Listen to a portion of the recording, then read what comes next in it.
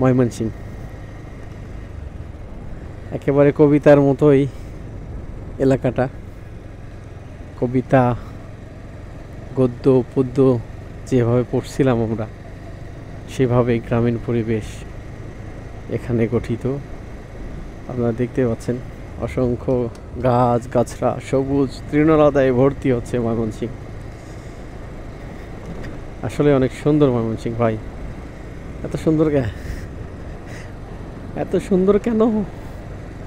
ও, খেজুর পেকে গেছে এদিকে, দেখছেন খেজুর পেকে গেছে, পেকে গিয়েছে, খাবেন? যাচ্ছি ভাই যাচ্ছি। এখানে একটা আইসিটি ভবন আছে, এটা হচ্ছে কেশরগঞ্জ ডিগ্রি কলেজ।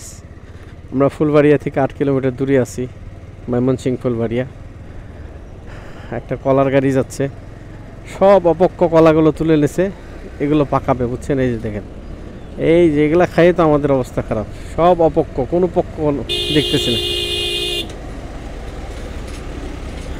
এইভাবে বিজনেস চলতেছে আর কি, মনে হয় ঝড়ে মোটর ভেঙে পড়ে গেছে আর কি।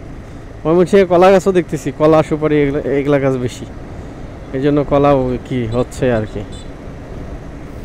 কাঁচা কলা পাকানো যায় বুদ্ধি করে, বুঝছেন?